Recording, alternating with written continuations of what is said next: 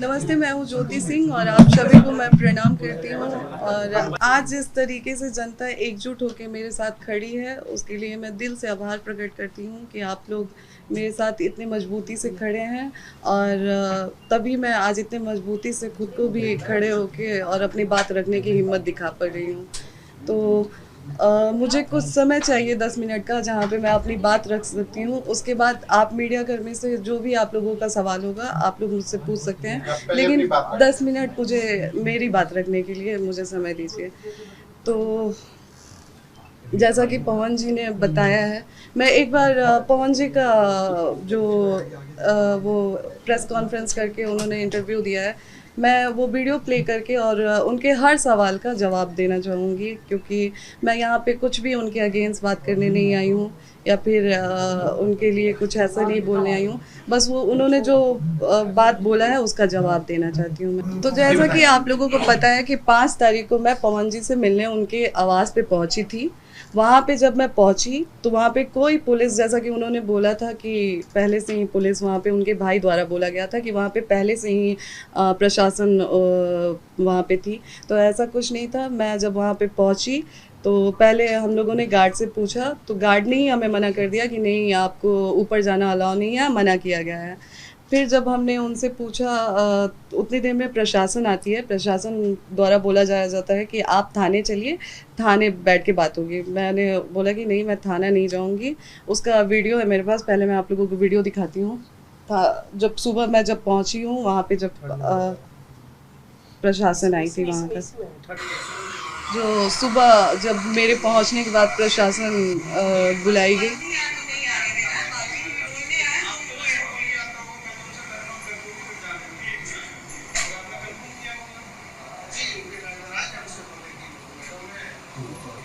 तो वहाँ भी प्रशासन बुला के मेरे साथ बदतमीजी किया गया वहाँ पे भी।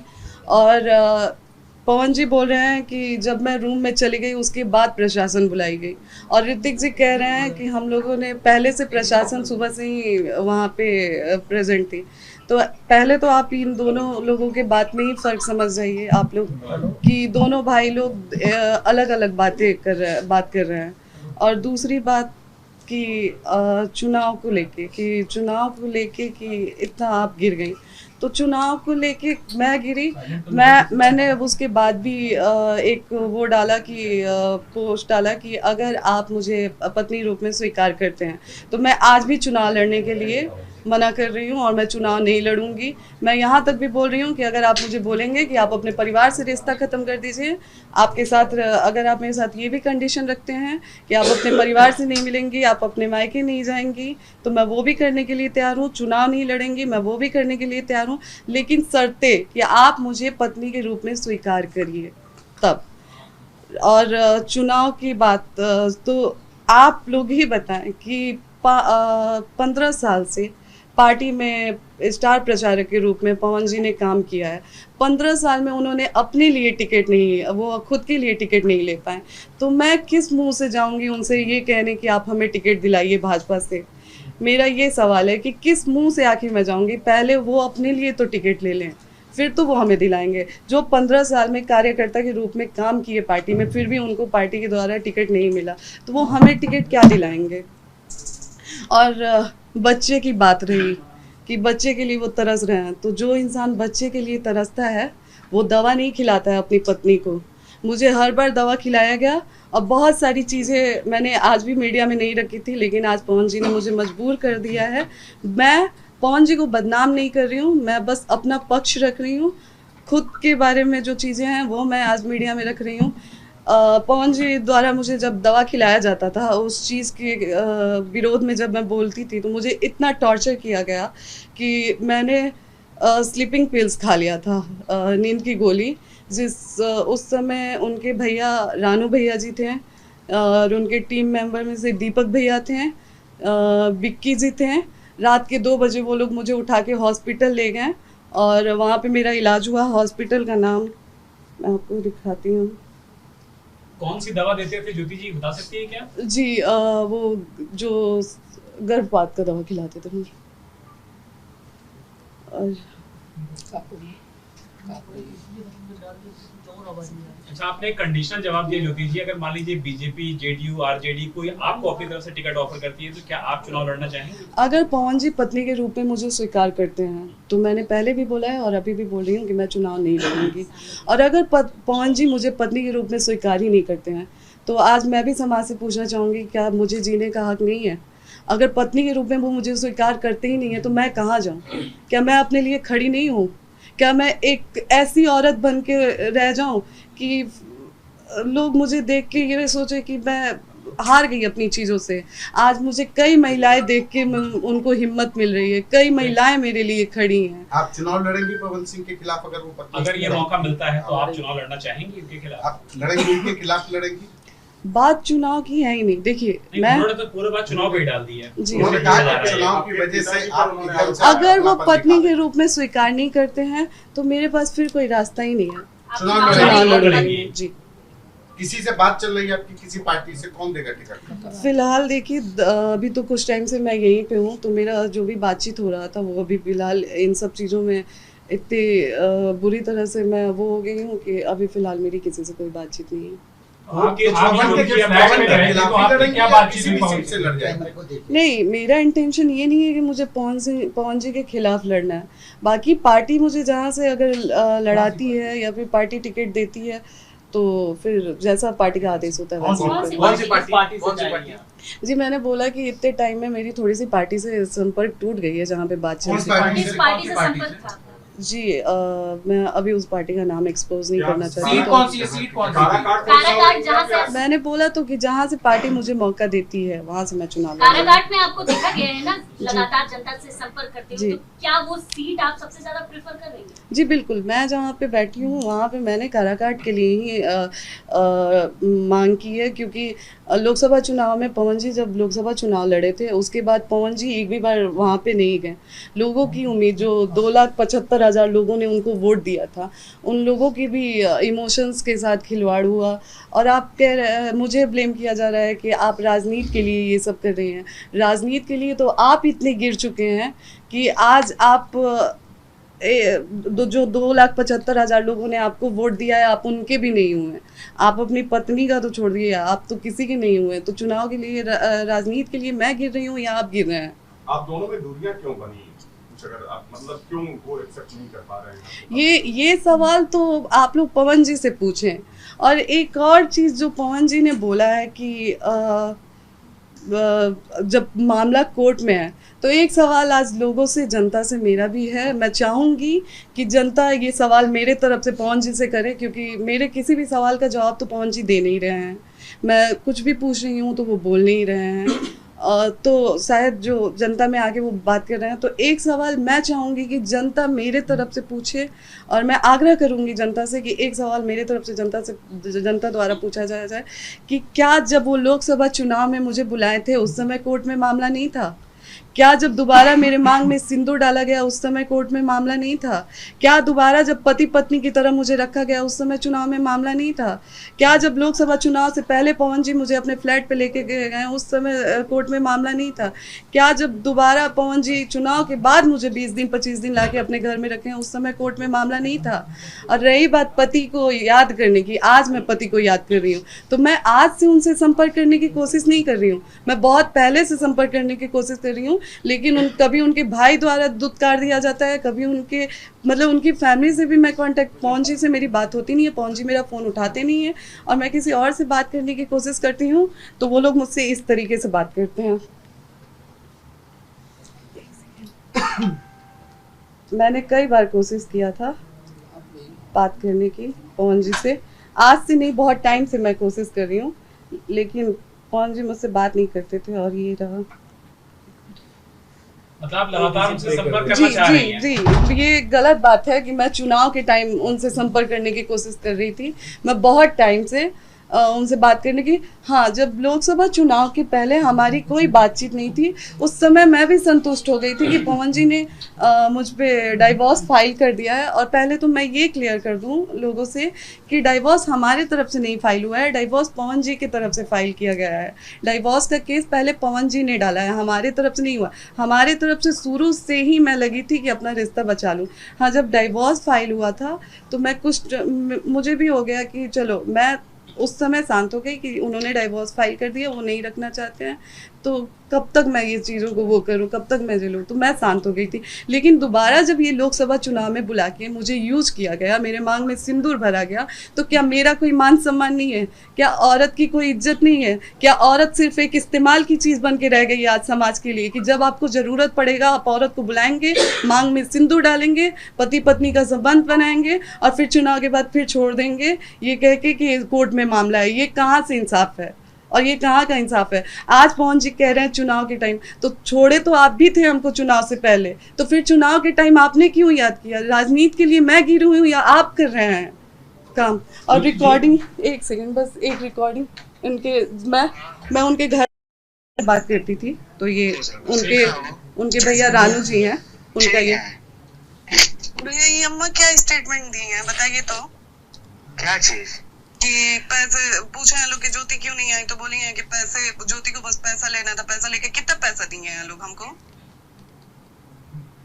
कब बोलोगे? कल रात में कहा? कितना पैसा? आप बताइए कि इलेक्शन में कितना पैसा हमको दिया गया था? गाड़ी की बात है तो गाड़ी हम मांगे थे, कहीं दिखा दे पवन सिंह की हम उनसे गाड़ी मांगे हैं? एक और चीज बताइए भैया, चलिए आप समझदार है ना, आप बताइए कि जब तक मैं पवन सिंह की वाइफ हूँ, क्या पूरा पवन सिंह का मेरा नहीं है? आज अगर घरों पे हम आगे रहना चाहे तो कोई हमको निकाल देगा? अब तो क्या करबू ना करबू हम क्या जानते हैं भाई, लेकिन जब कोर्ट में तलाक के केस चलता है तो कोर्ट में भैया भैया आपसे बात, अरे पागल, हम जो तू कहा था उतना कानून में कोई ऐसा नियम ही नहीं है। बात हम कह रहे हैं भैया, नहीं कानून में कोई ऐसा नियम नहीं है। यही नियम है कि जब तक तलाक नहीं होता है तब तक आप जाके अपने नहीं, जब कोर्ट में जब तलाक के केस हम आ जाए भैया, हम आ जाए, आप लोग रोक लेंगे हमको? आइए, हम आ जाए, रोक लेंगे हमको? हाँ आइए ठीक है, आप रोक लेंगे ना हमको? अरे धारा ना यार, फालतू मत बोलो धारा। ज्योति इतना काम है, बात हमारा से मत करो, ठीक है ना? फोन मत काटिए आप क्यों नहीं काटे हैं? क्यों काटे? इसकी बात बताइए आपकी और जी, ये ये पवन जी के बड़े भैया रानू जी से मेरी बात हुई थी, तो जब मैंने आने की बात किया तो ये लोग हमेशा मुझसे बहुत गंदे तरीके से बात करते थे, मुझसे हमेशा मुझे धमकी वमकी देते थे लोग कि आके दिखा दो, फिर हम लोग दिखाएंगे, ऐसे वैसे रिकॉर्डिंग।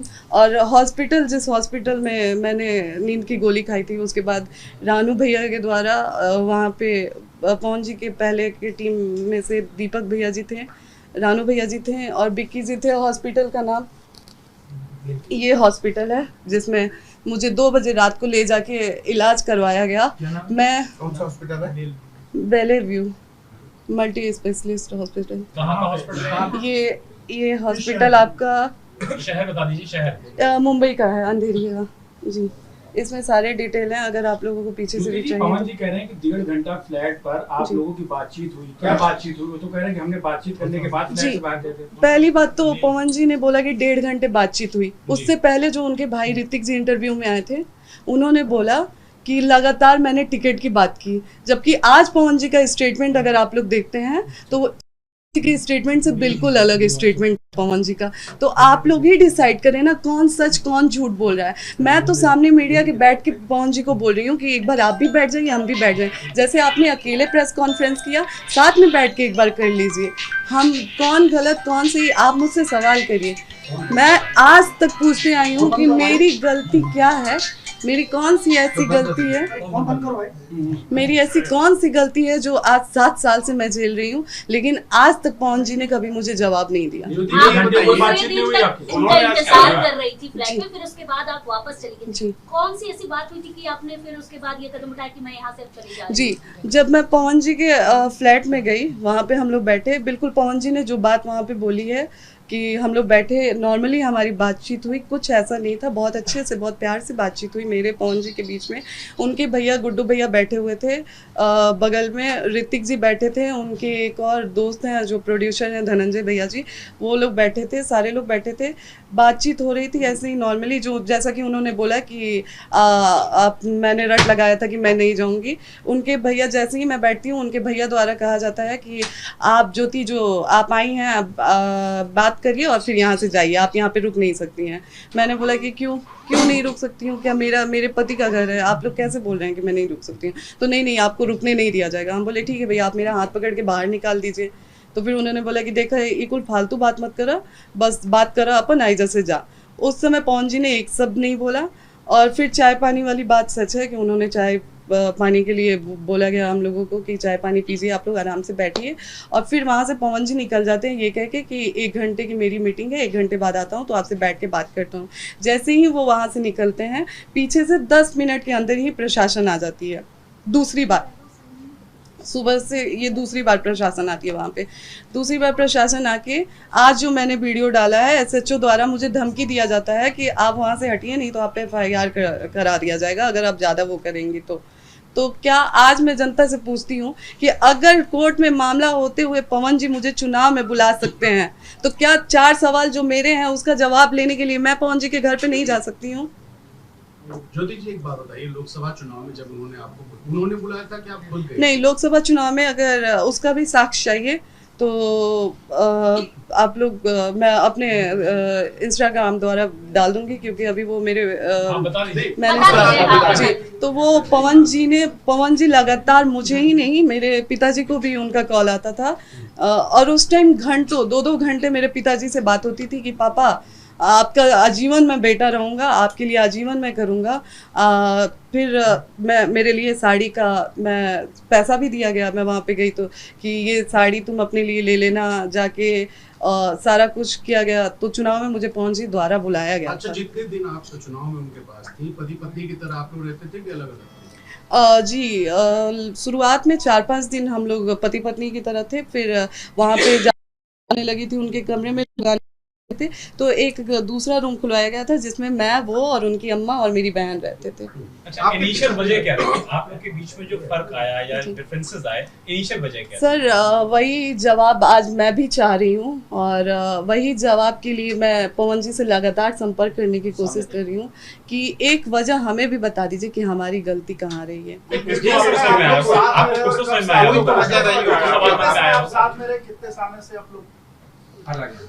जी, हम लोग लगभग 1.5 से 2 साल साथ में रहे हैं। फिर भी कोई वजह आपको जो समझ में आई? मतलब क्या इनिशियल जैसा कि जी, वो हमारे साथ रहते थे और हमें मतलब जैसे दवा हमेशा खिलाते थे, तो उस चीज़ का भी मैंने विरोध करना चालू किया कि नहीं, ऐसे नहीं होगा, मैं आपकी पत्नी हूँ, कब तक मैं ऐसे ज़बरदस्ती दवा आप खिलाते रहेंगे और मैं खाते रहूँगी, मतलब मेरे शरीर पे भी वो दवा गलत असर कर रही है, ऐसा नहीं, बस उस चीज़ों को लेके। और फिर जैसा कि मैंने पहले भी एक इंटरव्यू में बोला है कि किसी के द्वारा एक ऑडियो मैसेज पवन जी के फ़ोन में भेजा गया था कि ज्योति सिंह का इनसे संबंध है, उनसे संबंध है, वो बस उस एक ऑडियो की वजह से आज ज्योति सिंह यहाँ पे खड़ी है। आपके पिताजी पर भी आरोप लगा, मतलब मिसअंडरस्टैंडिंग रही जो किसी लोगों ने आपके बारे में जी, वो मिसअंडरस्टैंडिंग रही जिसे आज तक पवन जी ने क्लियर करने की कोशिश नहीं की। मैं लगातार उनसे मिलने के लिए भीख मांगती रही, बात करने के लिए भीख मांगती रही, लेकिन वो कभी मेरे सामने बैठने के लिए तैयार ही नहीं हुए। एक आरोप आपके पिताजी पर लगा कि उन्होंने कहा कि मेरी बेटी को विधायक बना दो, उसके बाद रखना हो तो रखो, छोड़ना हो तो छोड़ दो। अगर आप और पिताजी मैं उनसे पूछना चाहती हूँ कि क्या पार्टी वो चला रहे हैं, क्या उनकी कोई पर्सनल पार्टी है जो वो मुझे विधायक बना देंगे? आप ही बताएं, क्या कोई पार्टी उनकी पर्सनल पार्टी है जिससे वो मुझे विधायक बना देंगे? मेरे पिताजी किस उस पे जाके, हाँ, जब वहाँ पे पुलिस आया, मैं लाइव आई, तो वहाँ पे ये बोला गया फिर उनके लोगों द्वारा कि आप फिर से लाइव आइए और बोलिए कि पुलिस पवन जी द्वारा नहीं बुलाई गई थी, तभी पवन जी आपके साथ दोबारा बैठेंगे। मैंने बोला ये मैं नहीं करूँगी, अगर ये मैं करती हूँ तो सवाल हम पे उठने लगेगा। तो फिर वहाँ से साफ साफ बोला गया कि फिर पवन जी नहीं आएंगे। फिर भी मैं रात भर रुकी वहाँ पे कि पवन जी आएंगे, मैं बात करूँगी, जाऊँगी। मैं बार बार लगातार उनके दोस्त थे, उनके स्टाफ लोग थे, उन लोगों से पूछती रही कि क्या आप लोग पवन जी आ रहे हैं, क्या आ रहे हैं। लेकिन वो लोग लगातार रट एक ही लगा के रखे थे कि आप आके बोलिए कि जो पुलिस आई थी आई थी वो पवन जी के द्वारा नहीं आई थी, तब आपको पवन जी के पास बैठाया जाएगा, तब आपसे पवन जी बात करेंगे। हम बोले भैया एक बार हमारी फ़ोन से बात करवा दीजिए, हम एक बार वो हमसे ये सारी चीज़ें बोल रहे हैं। तो नहीं, वो फ़ोन पे भी बात करने के लिए तैयार नहीं हो रहे हैं, वो नहीं आएंगे। फिर भी मैं रात भर वहाँ पे रुकी। जब मैं वहाँ पे रात भर रुकी तो उनके स्टाफ द्वारा सुनाया जा रहा था मुझे। पहले तो हम लोग पवन जी के कमरे में थे, मैं और मेरी बहन, तो वहाँ से आके बोला गया कि आप लोग यहाँ से निकल जाइए इस रूम से, क्योंकि यहाँ पे पैसे और ज्वेलरी सारे गहने वहने रखे गए हैं। तो हम लोगों को भी डर लगा कि कल को ये लोग जब सिर्फ बात करने पे प्रशासन बुला सकते हैं तो कल को ये लोग ये भी ब्लेम कर सकते हैं कि वहाँ से हम पैसे आभूषण लेके चले आए हैं। तो हम लोगों को उनके रूम से निकाल के सर्वेंट रूम में बैठा दिया गया और रात भर हम लोग, मैं मेरे भाई बहन, हम लोग रात भर वहाँ पे रुके। दूसरे दिन भी हम लोग शाम तक रुके। फिर भी जब पवन जी नहीं आए और लगातार हम लोगों को इस चीज़ के लिए प्रेशर दिया गया कि लाइव आके आप बोलिए कि प्रशासन पुलिस द्वारा नहीं, प्रशासन पवन जी द्वारा नहीं आई थी, तभी बात होगी। फिर मैंने बोला नहीं, और वहाँ से फिर मैं निकल गई। इस डर से मैं निकली कि कल को ये लोग फिर मुझे आके ये बोल देंगे कि मैं पैसे आभूषण लेके भाग गई हूँ। और मैं निकलते वक्त उनके स्टाफ को खड़ा करवा के अपने बैग का पूरा वीडियो भी मैंने उनके सामने बनाया कि भैया आप लोग खड़े हो जाइए, मैं अपना बैग चेक करवा दे रही हूँ, मैं यहाँ से कुछ लेके नहीं जा रही हूँ, कल को आप लोग मेरे पे उंगली नहीं उठाएंगे। एक बात तो आपने कह दी कि कोई ऑडियो मैसेज आया जिसकी वजह से आप लोग दूसरी सवाल ये है कि क्या आपके पास ऐसी कोई जानकारी कभी आई थी पवन सिंह से संबंधित कि उनके कुछ लोगों से संबंधित जिसकी वजह से आपने विरोध किया और उसके बाद ये चीजें शुरू हुई हो? नहीं, देखिए जब हमारे पिताजी ने उनसे हमारी शादी की तो हमारे विदाई के समय उन्होंने एक ही चीज़ हमारे कान में डाला कि बेटा आपकी शादी आम लोग से नहीं हो रही है, आपकी शादी एक स्टार से हो रही है और आपको जीवन में कहीं ना कहीं कॉम्प्रोमाइज करके चलना होगा, तो इस चीज़ का ध्यान रखिएगा। आप कभी भी पवन जी से पूछ लीजिएगा, इस चीज़ को लेके मैंने उनसे कभी कोई बात नहीं किया है, कुछ नहीं बोला है। हालांकि बहुत सारी चीज़ें ऐसी हैं जो बहुत सारी चीज़ें एक पत्नी होने के नाते कोई पत्नी नहीं बर्दाश्त करेगी। और मैंने बोला है ना, समय और अगर ज़रूरत पड़ेगी, एक बार पवन जी अगर लाइव आके बोल देते हैं कि आप मैं नहीं कर पाऊँगा कुछ भी, जो भी चीज़ें हो, नहीं रह पाऊंगा आपके साथ, आप मेरे लिए मेरे जो भी आपका साक्ष्य वो रख दीजिए, तो मैं रख देती हूँ। मतलब कभी आपसे नहीं चल सके जो नाम आए तमाम रिश्तों को लेकर के, आपने कभी उनको जी नहीं, कभी नहीं। आप लोग देखिए, हमारे हिंदू सनातन धर्म में भगवत गीता का बहुत मायने है। आप लोग भगवत गीता सामने रखवा के कसम खिला लीजिए कि इस चीज़ का विरोध कभी मेरे तरफ से नहीं हुआ गया। मैंने बहुत चीज़ें देखी थी, लेकिन हर बार मुझे मेरे कान में वो चीज़ें आ जाती थी कि बेटा आपकी शादी एक नॉर्मल इंसान से नहीं हुई है, एक्टर से हुई है। तो उस चीज़ को ध्यान में हमेशा रखते हुए आप अक्षरा सिंह भी आपका सपोर्ट कर रही है सब चीज़ों को लेकर। अक्षरा जी का नाम लगातार पवन जी से जुड़ा हुआ पहले भी था और अभी भी जब कुछ होता है तो अक्षरा जी उतरती हैं उसी तरीके से, सपोर्ट में बोल रही हैं, आपके सपोर्ट में बोल रही हैं अक्षरा सिंह। खेसारी लाल जी, मैं उसके लिए बहुत आभार प्रकट करूंगी, जो लोग भी मेरे, लेकिन दर्द वो अपनी तरीके से बयां कर रही है कि उनका जो दर्द है वो मेरा भी दर्द रहा है। बिल्कुल सपोर्ट कर रही है सब चीजों को लेकर। अक्षरा जी का नाम लगातार पवन जी से जुड़ा हुआ पहले भी था और अभी भी जब कुछ होता है तो अक्षरा जी उतरती हैं उसी तरीके से, आपके सपोर्ट में बोल रही हैं अक्षरा सिंह। खेसारी लाल जी, मैं उसके लिए बहुत आभार प्रकट करूंगी, जो लोग भी मेरे, लेकिन दर्द वो अपनी तरीके से बयां कर रही है कि उनका जो दर्द है वो मेरा भी दर्द रहा है। बिल्कुल अब देखिए, चूँकि मैं जब वो पवन जी के साथ रही हैं तो मुझे शादी के बाद तो कुछ महीने बाद वो दोनों लोग अलग हो गए थे। हाँ, शादी के कुछ टाइम बाद तक भी वो लोग साथ में रहे थे, लेकिन शादी के बाद कुछ टाइम बाद वो लोग अलग हो गए थे। तो उनका क्या रहा है क्या नहीं रहा है मुझे नहीं पता है, लेकिन हाँ मैं इतना ज़रूर बोलूँगी कि एक महिला के साथ तो चीज़ें हुई नहीं है। यहाँ पे कई महिलाओं की बात आती है और कई महिलाओं ने सवाल उठाया है पवन जी पे।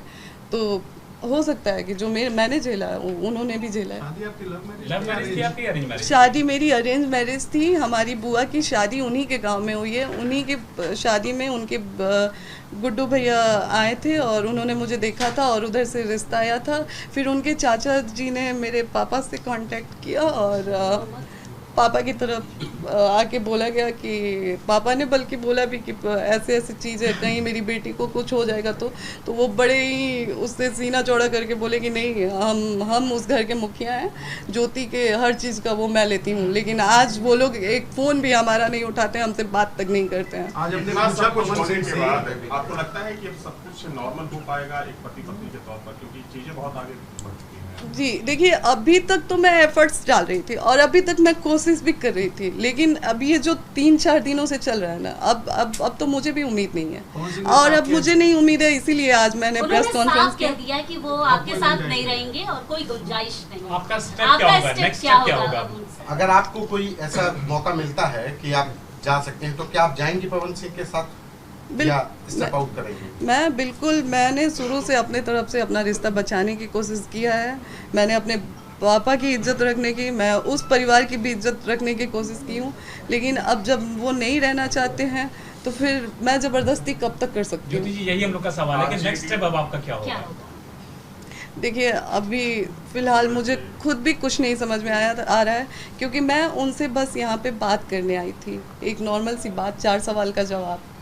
वो 4 सवाल ये कि अगर कोर्ट में ही मामला था, चुनाव में मुझे क्यों यूज़ किया गया, बस ये 4 सवाल मैं करने आई थी, लेकिन उसका वो जवाब नहीं दे पाया। कहना है कि मेंटेनेंस का तो आपकी तरफ से भी केस डाला गया है। अगर आप सामने से मेरे तरफ केस करते हैं तो उसके जवाब में मुझे भी मतलब वो करना पड़ता है, तो वो कोर्ट प्रोसेस है, जैसे जैसे प्रोसेस है मैंने फॉलो किया। एक बात ये भी कही जा रही है कि डाइवोर्स में एलिमनी मांगी गई थी, वो आपकी तरफ से कुछ ज्यादा मांगी गई है, जिसकी वजह से आप डाइवोर्स के लिए पैसे ज्यादा मांगे जा रहे हैं। मैं आप लोगों को बता दूं कि आज 7 साल से डाइवोर्स का 6 साल से डाइवोर्स का केस 5 साल से चल रहा है।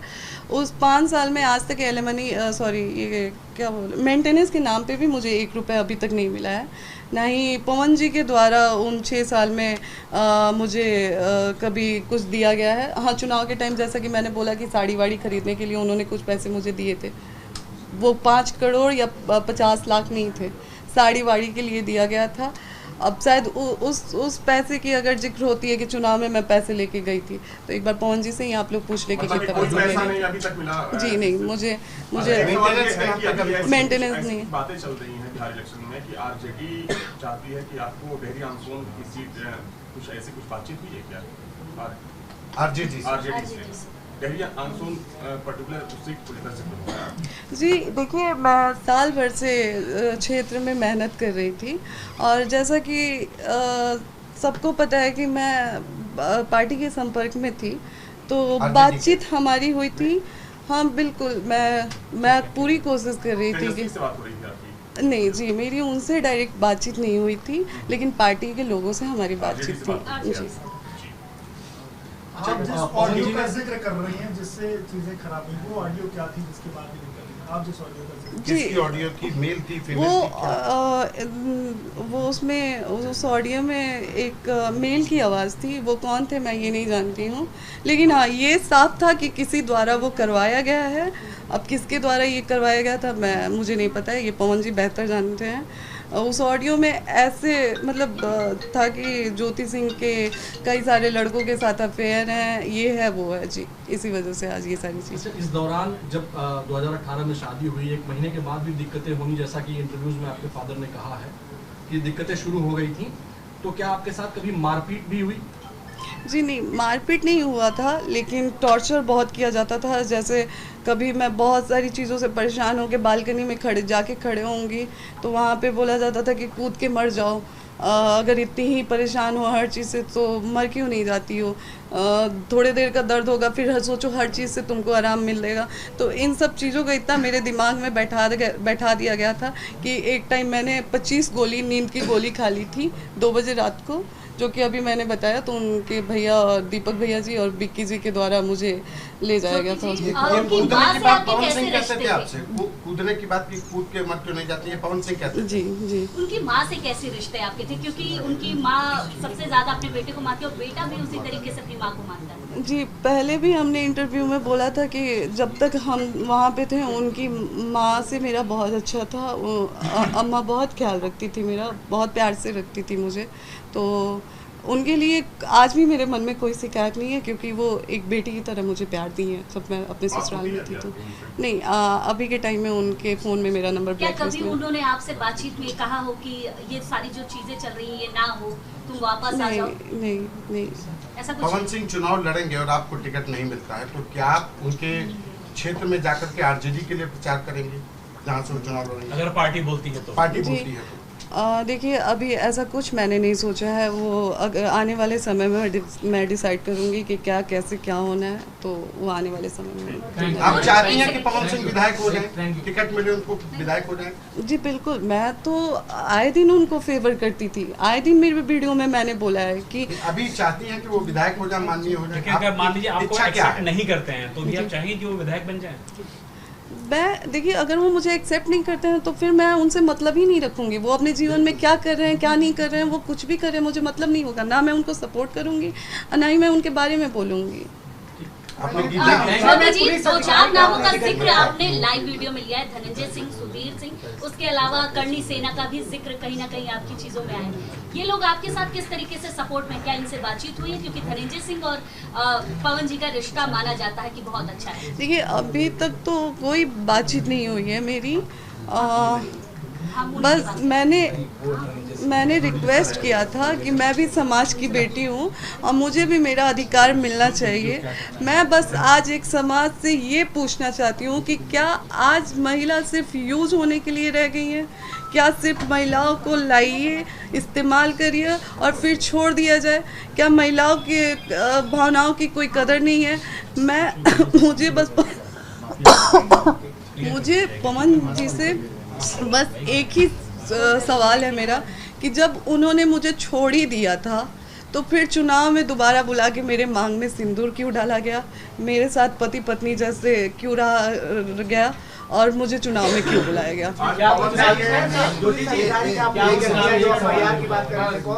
जी जी, उनका नाम उपेंद्र सिंह था ना शायद, उनका नाम उपेंद्र सिंह था, जो मुझे धमकी दे रहे थे कि वो मुझे धमकी दे रहे थे। आज मैंने इंस्टाग्राम पे वो वीडियो भी डाला है। उनके द्वारा मुझे धमकी दिया जा रहा था कि अगर आप नहीं आती हैं तो आप पे FIR कर दिया जाएगा। ये भी नहीं बोला गया था कि अगर आप नहीं आती हैं, शायद उसमें बोला जा रहा है कि आप ज़्यादा तमाशा मत करिए नहीं तो FIR कर दिया जाएगा। तो मैं पूछती हूँ कि पवन जी, कोर्ट में मामला होते हुए पवन जी अगर मुझे अपने चुनाव प्रचार के लिए बुला सकते हैं तो क्या 4 सवाल के जवाब पाने के लिए मैं अपने पति के घर नहीं जा सकती हूँ?